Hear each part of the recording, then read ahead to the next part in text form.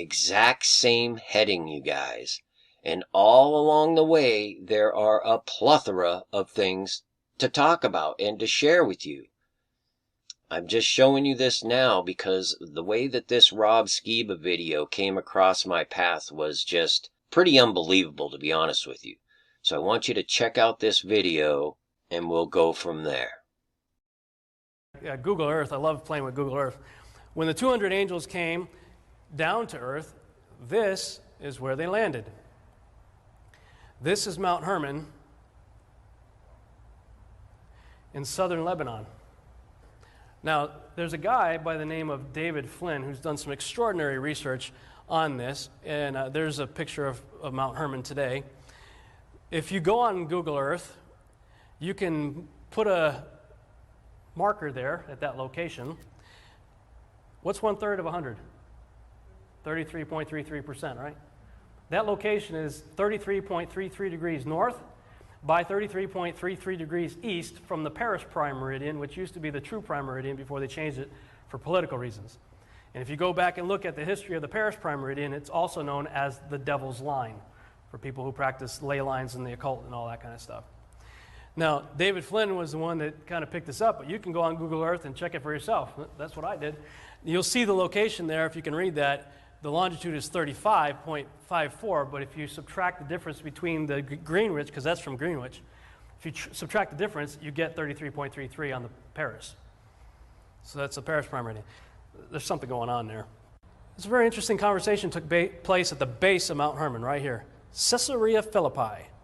This is where at the end of Jesus' ministry, he took his disciples and he says, "Who do men say that I am?" That was a strategic location because right there is the altar of the Greek god Pan.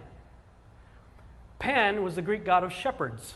So the good shepherd stood in front of the Greek god of shepherds and said, "Hey, who do people say that I am?" "Oh, some say Elijah, some say Jeremiah." No, Peter understood.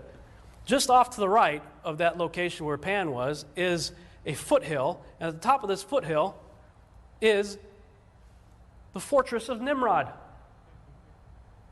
the first Antichrist who tried to create a one-world system without God. In fact, his desire was to kill God. If you're looking at the altar of Pan, Nimrod's fortress is to the right. To the left is this location right here, which is the gates of Hades. He was standing right next to the gates of Hades when he said, "The gates of Hades will not prevail." He was standing right next to it. You can go there today. I've always maintained Hades is not just a place, it's the brother of Zeus. 6 days later, Scripture says that Yeshua took Peter, James, and John to the top of a high mountain. Well, Mount Hermon is by far the highest mountain in the region. They're in the area anyway, so most scholars believe, as I do, that is the location of the Mountain of Transfiguration, where today there is a UN radar outpost sitting on top of it. Right across from a cross that people have set up as the location believed to be where the Mountain of Transfiguration took place. What's the UN doing with a UN radar outpost on top of the spot where the fallen angels landed? I understand the strategic location, Syria and all of that, I get it. But from that location, they can right down into the valley to the very location where the 200 watchers came in the days of Noah, or days of Jared, I should say, right? Pre-flood world. Genesis chapter 6. Now, I have to interrupt here. I will leave a link to the full unedited video, but if you think about what he's saying, Genesis 6, I want to point out that in Genesis 6:11, it tells us the earth was corrupt before God and filled with violence.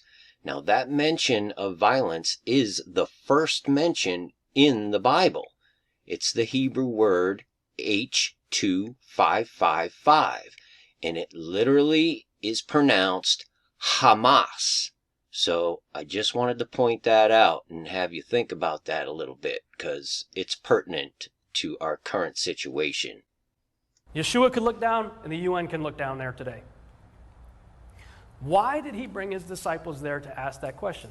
I could never understand that, because he gets so excited when Peter says, "You are the Christ, the Son of the living God." And you read Yeshua's response, right? He gets so excited. I'm like, why is he so excited about that? When the day he was born, angels declared he was the Son of God, right? As he got older, everybody told him he was the Son of God. He picks Nathanael to be a disciple, and he says, "You are the Son of God." He says, "Why? Because I saw you under the fig tree?" You're going to see greater things than that. Every time the demons possessed people saw him, they threw themselves on the ground and cried out, "You are the Son of God." And he told them to be quiet. So from the day he was born and all through his life and all through his ministry, people told him he was the Son of God. So what's the big deal when Peter says it at the end of his ministry? His destination was Jerusalem. He takes a massive detour and goes all the way up to the top of Israel, to the base of Mount Hermon in southern Lebanon, northern Israel, parks in front of the Greek god of shepherds, says, "Who do men say that I am?" Some say Jeremiah, some say Elijah, some say one of the prophets. Oh, see, he understood the book of Enoch. That's clear. We saw that in the other scriptures, right? You are the Christ, the Son of the living God, not the son of Zeus. Oh, yeah, that's right, Peter. And upon this rock I'm going to build my church. Not these rocks behind me. That was an altar that looked very similar to Petra, like a city in the rock. It was a big embedded, place in the rock for Pan. It says that from that point on, after he left from that experience right there, it says he went preaching about his death, burial, and resurrection. And he headed straight from there to Jerusalem, where he would go 15 rounds with the devil, so to speak, and still be standing when it was over. That's why he took him to Caesarea Philippi. Because that location, remember the first prophecy in the Bible, the seed of Eve will crush the devil's head. So the attempt was made on Mount Hermon. So right before the big fight, Yeshua went to the very spot where that plan was hatched to try to prevent him from existing in the first place. He looked down and said, "Yeah, I got your number, Nimrod." Pan. I believe that this revelation is something we need to get for such a time as this. What did he say? "Upon this rock I'll build my church, and the gates of Hades will not overpower it." The gates of Hades. What's a gate? Something goes in and out of. Something's coming back through the gates of Hades. What's the fourth horse? The fourth horseman of the apocalypse. Pale horse, its rider is death. What follows him? Hades. What does that mean? That means Tartarus is going to be opened up in the last days. That is a description of the Nephilim army. It's the locusts that come out of the bottomless pit in Revelation chapter 9. And the description, they don't look like anything like people. The 200 million man army of Revelation are the 200 million locusts that are coming out of the gates of Hades. But if we understand this revelation, they will not overcome it. Us. But you got to understand it first, right? You got to know what you're fighting, right? Like he says, you got to know what you're fighting. And we know right now all the fighting going on here in Israel. And it's my belief that that will, in fact, start to foment in the north as well, in the Golan, Lebanon, Mount Hermon region. And there's so much to this. This line right here, where it goes through this section, this was the first place that the gospel of Jesus Christ, by the hands of Paul, actually entered the Western world for the first time. And it's this exact line. I even superimposed a image of Paul's journeys over this.